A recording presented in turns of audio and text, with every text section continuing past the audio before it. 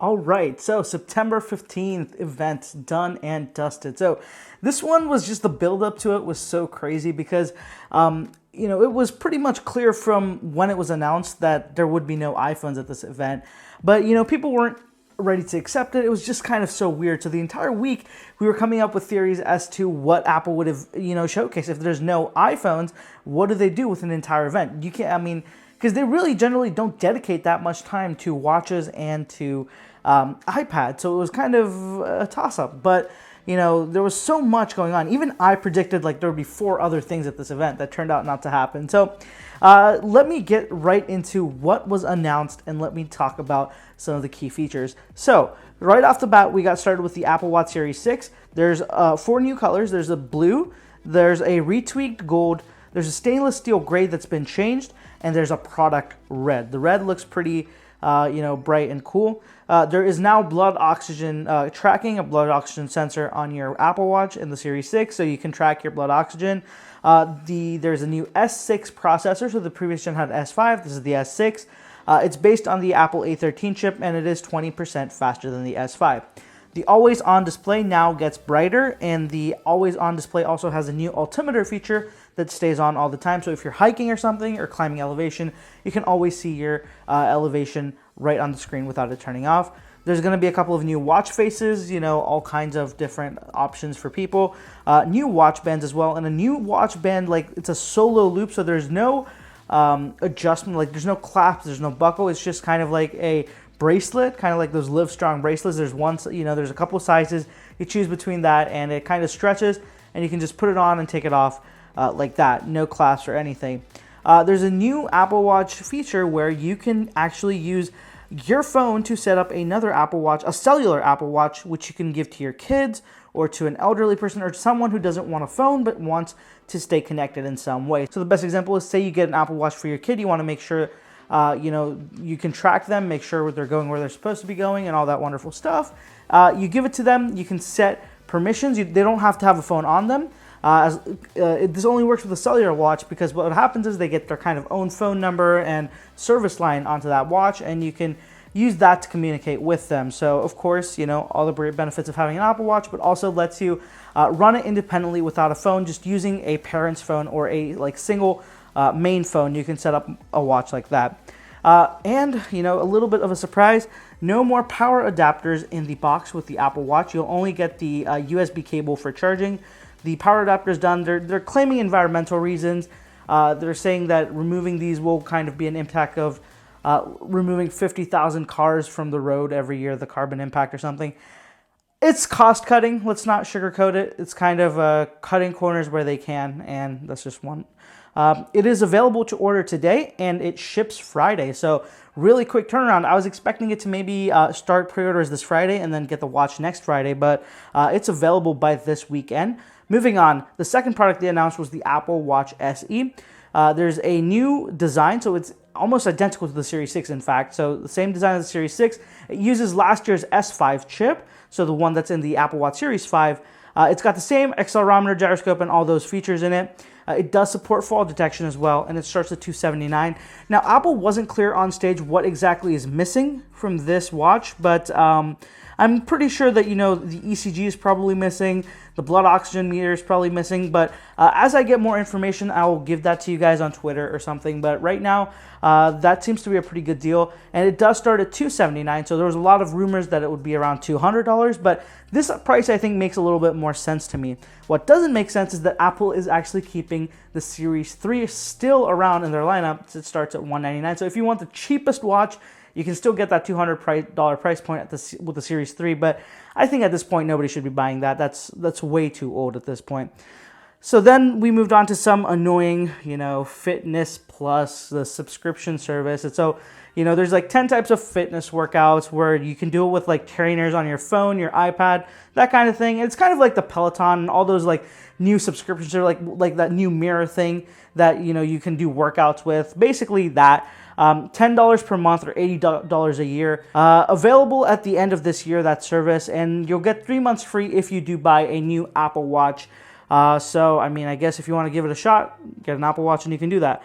And they did announce a new bundle service where Apple One You can get Music, iCloud, Apple TV Plus, Apple Arcade, Apple News Plus, and Fitness Plus all in one but there are 3 tiers to it, where certain things are available with certain, and then certain things are with the other.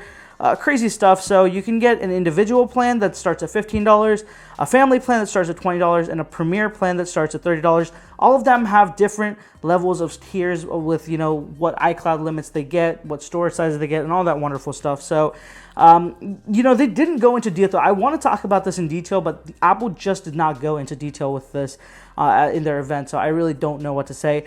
Moving on, let's talk about the iPad. So 2 iPads were announced today. The first one was the iPad, just the plain iPad, the $329 one. So it is now the 8th gen iPad. They still call it iPad, no 8, no number. It's got an A12 Bionic, which is awesome. I think that will be great. It's 40% faster on the CPU side, and it has 2 times the graphic performance. New support for some Apple Pencil features, which were kind of going to come on iPadOS anyways, but that's awesome. It starts at the same $329 price point, but there is an educational price of $300.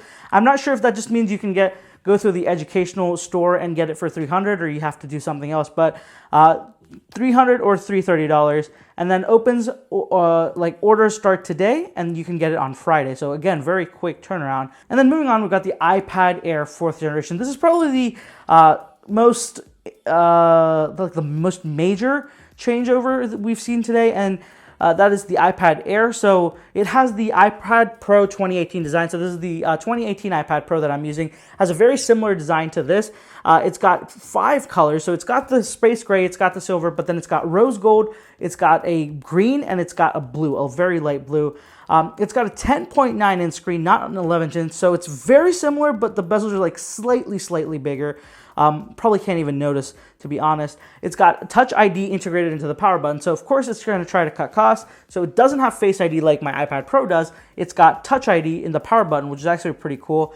I think that, they should probably provide both on the Pro, but the iPad does stick with Touch ID instead of going with Face ID.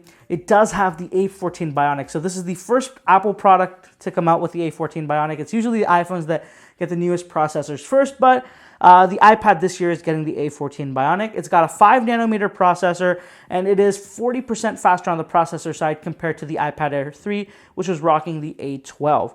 Now, it does also have USB-C, so the last one didn't. That was still Lightning, but this one does. So you get USB-C, and the most important thing is stereo speakers. So the previous gen iPad, I think that was the one thing that I really didn't like about it, was that it didn't have the stereo speakers. This one does, so stereo audio. So that just really makes the media experience so much better.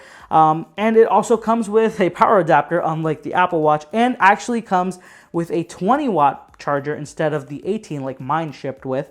And it starts at $600, and it's going to be available next month. So, the only thing that is kind of weird to me is the $600 price. I wish it was lower, because you're dangerously close to the iPad Pro right now.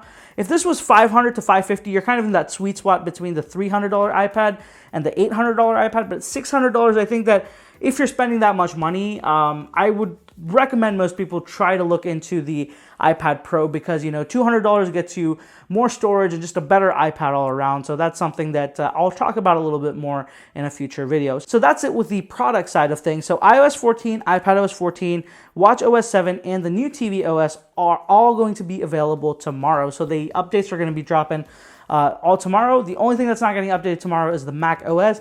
Probably going to be a little bit later, but the macOS update is always usually a couple weeks after these iOS updates anyway, so not the biggest deal. So what are my thoughts? I think that the Apple Watch Series 6 is fantastic. A very minor upgrade, but a good one nonetheless. The new color options are going to be great. That's going to definitely boost sales in my opinion. The SE is definitely the one I'm very excited about, the Apple Watch SE. I just wish that we got a little bit more information as to what it cut out. But at $279, sharing the same design language, I think that's going to be a knockout, and it's definitely going to be eating up a big chunk of the Series 6 sales.